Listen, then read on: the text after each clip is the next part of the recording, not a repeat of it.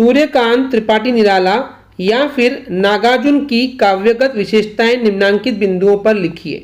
2 रचनाएं और 2 भाव पक्ष की विशेषताएं।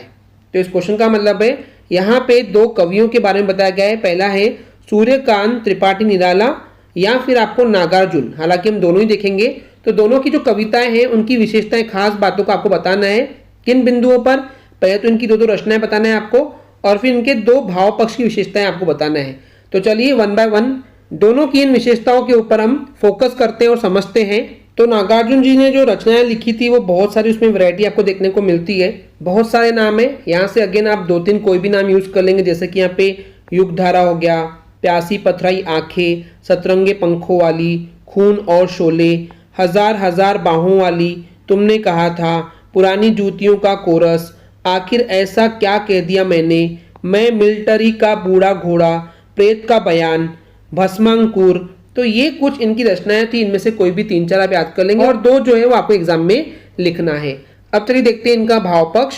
तो जैसे कि मैंने आपको बताया भाव पक्ष क्या होता है, इनकी जो कविताएं थी उनके पीछे इनकी फीलिंग क्या थी। तो यहाँ पे 3 दिए हुए, ओके, 3 भाव पक्ष है, कोई भी आपको तीनों याद करना चाहिए बेसिकली, और एग्जाम में जो 2 आपको ईजी और अच्छे से याद आ जाए आपको उनको लिख के आना है।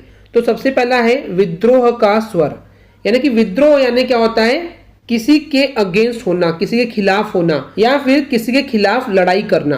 तो विद्रोह की स्वर यानी कि आवाज हमको इनकी कविताओं में देखने को मिलती है। वही यहाँ पे बताया गया कि जो नागार्जुन जी थे उन्होंने शोषितों के लिए, शोषितों के प्रति, शोषित क्या होते हैं, जिनके साथ बहुत दुष्टता से, बहुत निर्दयता से बिहेवियर किया जाता है, व्यवहार किया जाता है और उनसे बहुत ज्यादा काम लिया जाता है। तो जो शोषित थे उनके लिए बहुत सहानुभूति थी, उनके लिए बहुत प्यार था, उनके लिए बहुत सिंपैथी थी, और हर लेवल पे, हर स्तर पे जो शोषण था उनके विरोध, उनके खिलाफ उन्होंने तीखे शब्दों में कविताएं की हुई है। बहुत ही गंदे तरीके से उन शोषण करने वालों के खिलाफ बहुत ही ज्यादा ऊंची स्वर में इन्होंने बहुत ही तीखे शब्दों में उनके ऊपर प्रहार किया है। नेक्स्ट है प्रकृति चित्रण, यानी कि नेचर के बारे में बहुत ही शानदार तरीके से नागार्जुन जी ने बताया है। तो वही यहाँ लिखा हुआ है कि जो नागार्जुन जी है उन्होंने प्रकृति यानी कि जो नेचर है उनके मनोरम चित्र यानी कि बहुत ही शानदार चित्र जो है वो उकेरे यानी कि बनाए हैं। तो नागार्जुन ने अपनी कविताओं में बहुत ही शानदार चित्र बनाने का मतलब है कि जो प्रकृति, जो नेचर है उनके बारे में बहुत ही शानदार तरीके से वर्णन किए हैं। इनकी कविताओं में खेती हो गया, हरियाली, वन, जंगल, पर्वत यानी पहाड़ आदि, इन सब के बारे में इस तरीके से बताएं कि वो साकार हो उठे, कि ऐसा लगता है कि हमारे सामने बिल्कुल ये सब चीजें हमको दिखाई दे रही है। इस तरीके से उन्होंने अपनी कविताओं में इनका जिक्र किया है। नेक्स्ट है यथार्थ चित्रण, जैसे कि मैंने बताया अभी आपको, यथार्थ यानी क्या है, जो सही है, जो उचित है उसके बारे में कविताओं में बताना, और जो गलत है उनके बारे में गलत बताना। तो वही है कि नागार्जुन जी ने जन जीवन यानी कि लोगों के जीवन के जो सहज और जो स्वाभाविक रूप है उनके बारे में यथार्थ चित्रण किया है।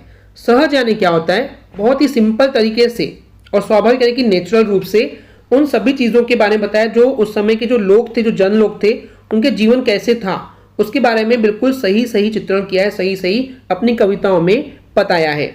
और इसके अलावा उन्होंने जो गरीब थे, जो दलित, जिनके ऊपर बहुत टॉर्चर किया जा रहा था, बहुत परेशान किया जा रहा था, और जो गरीब लोग थे, निर्धन लोग थे, उनके जीवन को उन्होंने बहुत ही सामने से देखा था, इसलिए उन्होंने उनके ऊपर बहुत ही शानदार तरीके से कविताएं रची हुई है। तो ये थे नागार्जुन जी की भाव पक्ष। आई होप आपको ये क्लियर हो गया होगा। अगर आपको हमारी वीडियो से कुछ भी सीखने मिला या नॉलेज मिला तो प्लीज हमारे चैनल को सब्सक्राइब कीजिए एंड वीडियो को लाइक जरूर करें। आज के लिए इतना ही, थैंक यू।